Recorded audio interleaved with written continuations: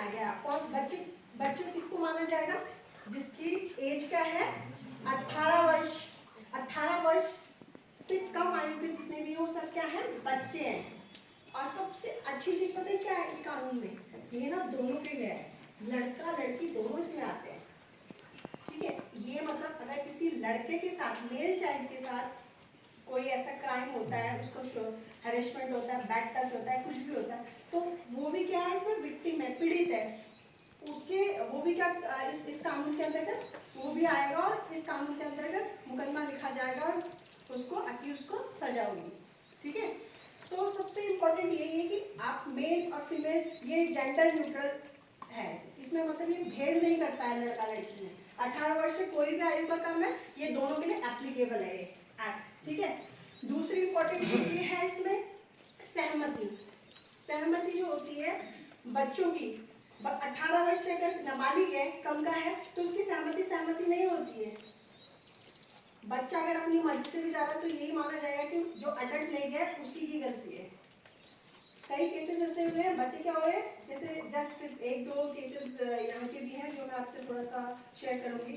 लड़की है 15-16 साल की और गांव का कोई लड़का है 25 साल का, और उसने उसको जो भी लालच दिया, क्योंकि क्या होता है मोस्टली क्या होता है लोग गरीब परिवेश से आते हैं, जब फाइनेंशियल कंडीशन अच्छी नहीं होती है तो ईजिली किसी के भी बहकावे में आ जाते हैं, तो वो ऐसे ही लोगों को टारगेट भी करते हैं वो। तो उसने उसके साथ दोस्ती करी, बातचीत करी और उसको बुलाया और वो उसके साथ अपने पेरेंट्स को बिना बताए घर से एक दिन चली गई, स्कूल भी ले गई, वहीं से उस लड़के के साथ भाग गई। ठीक है, उस लड़के को पकड़ के लेके आते हैं। अब वो लड़की बोलती है नहीं मैं तो इससे शादी करूंगी, मैं तो इससे प्यार करती हूँ। ठीक है, तो अब वो लड़की अब चाहे कहे मैं अपनी मर्जी से गई, वो लड़का कितना कहे भाई मैंने तो इसे बुलाई नहीं था, ये तो चल के खुद आई थी मेरे घर, पर ये नहीं माना जाएगा, क्योंकि पॉक्सो क्या बोलता है, जो चाइल्ड है लेस देन 18 वो इतना सक्षम नहीं होता अपने डिसीजन लेने में, उसकी सहमति नहीं है, वो लाज बोले नहीं है, तो वो लड़का फिर जेल गया, उसके खिलाफ मुकदमा लिखा गया, जेल गया, इतनी सजा भी हुई है उसे। तो हमेशा कभी भी जब तक आप 18 इयर्स नहीं हो जाते हो, आपकी जितने भी डिसीजन लेंगे कौन लेंगे? आपके पेरेंट्स लेंगे आपके लिए। आप लोग को खुद ही अपने आप को बनना नहीं है कि मैं सब जानता हूँ दुनिया के बारे में, मैं निकल पड़ा हूँ, ऐसा नहीं। आप लोग को जो भी है अपने पेरेंट्स को बताना जितनी भी बातें होती हैं। ठीक है, तो पॉक्सो मैंने बताया फर्स्ट है एज, 18 ईयर्स से लेस, लड़का लड़की दोनों वो इस एक्ट के अंतर्गत आते हैं। दूसरा सहमति वाली बात मैंने आपको बताई।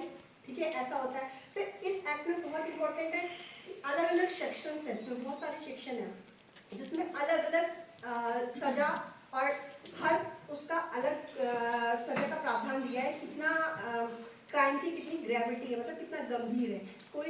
कोई अगर आपको क्या करता है, हो सकता है कि आपको कोई क्या करे, आपके बॉडी पार्ट को टच करे, ठीक है, या ऐसा हो सकता है आपके बॉडी पार्ट को टच ना करे, अपने प्राइवेट बॉडी पार्ट्स को आपसे टच करवाए, बोले कि मेरा ये बॉडी पार्ट टच करो, तो वो भी रेप की कैटेगरी में आता है।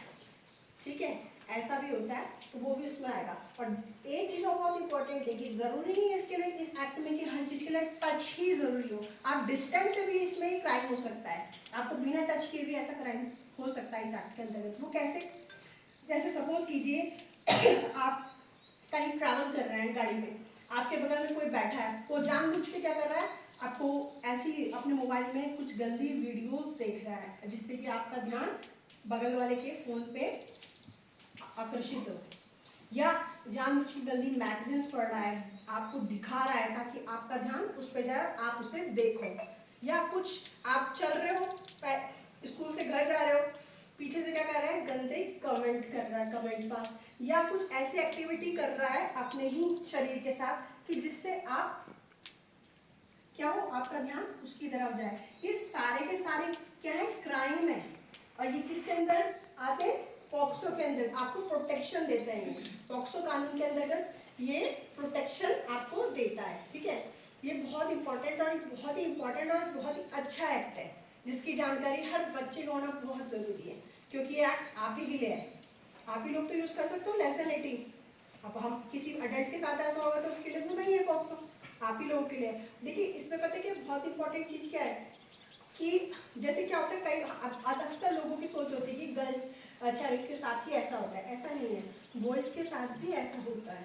एक अभी का एक किस्सा मैं आपसे शेयर करूँगी। एक अभी लक्ष्मण जिला में एक हुआ था, केस हुआ था थाने में। वहाँ एक बच्चा था, उसमें एक उस एरिया में एक आश्रम पड़ता है, वहाँ एक बच्चा था 14 ईयर्स का। तो उस बच्चे का आश्रम में ही कोई एक बाबा था, वो 3 साल से उसका हैरेसमेंट कर रहा था, सेक्सुअली हैरेसमेंट कर रहा था, ठीक है। तो वो 3 साल से क्या हो रहा है, बच्चा उसी उसमें जा रहा है, उसका कैसे मानसिक शोषण हो रहा है, वो बोल ही नहीं पा रहा है, क्योंकि फर्स्ट टाइम उसने अपोज नहीं किया, उसने होने दिया उसके शरीर के साथ जो भी क्राइम हुआ है, वो बोल नहीं पाया। वो बच्चा 14 साल का, 3 साल से वो झेल रहा है, जब वो 11 साल का था तब से जब ये क्राइम होता है। फिर जब उसको बहुत ज़्यादा टाइम हो गया इसके साथ, फिर उसने एक दिन हिम्मत दिखाई और ये बात किसी से शेयर करी। जब ये शेयर करी तो ये बात फिर थाने तक आई, उसमें FIR लॉन्च हुई और वो आदमी आज जेल में है। तो हैरेसमेंट लड़कों का भी होता है, इसीलिए इस एक्ट में विशेष प्रोविजन दिया गया है कि लड़के भी 18 वर्ष से कम लड़के भी इसमें आते हैं। लड़के भी सेफ नहीं है आज के एनवायरनमेंट में, दोनों ही बच्चे क्या होते हैं, बहुत ही ज़्यादा इजी टारगेट होते हैं किसी भी क्रिमिनल के लिए, इसीलिए उनको टारगेट किया जा सकता है, कभी लालच के उससे, कभी डरा धमका के। अगर तुमने किसी को बताया, सपोज कोई आपका पास पड़ोस का है, वो आपको धमका रहा है, बताया तो ये होगा, वो आपका शोषण करा जा रहा है।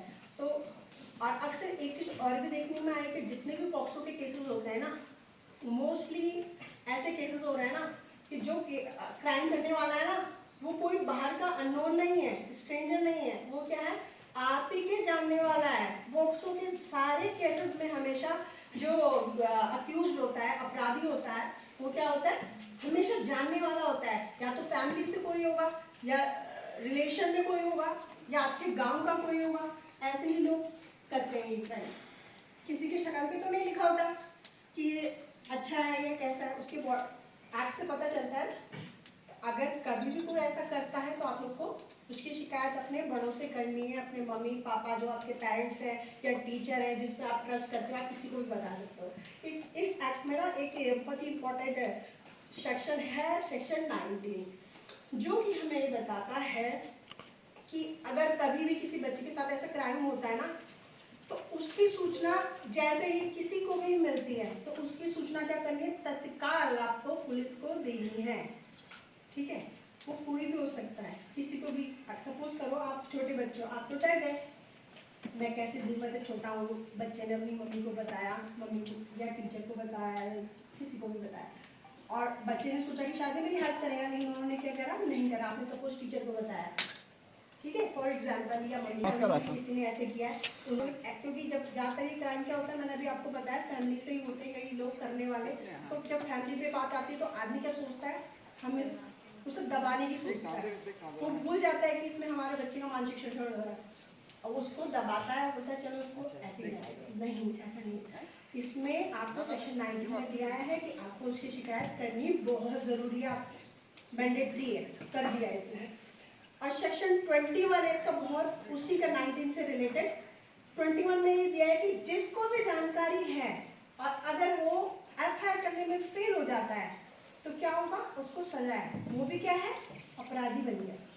एक केस हुआ था, 2 नंबर याद कर लीजिए, 112 112, जो पहले पुलिस का नंबर होता है ना 100 नंबर 100 नंबर, वो चेंज होकर 112 हो गया है, 112।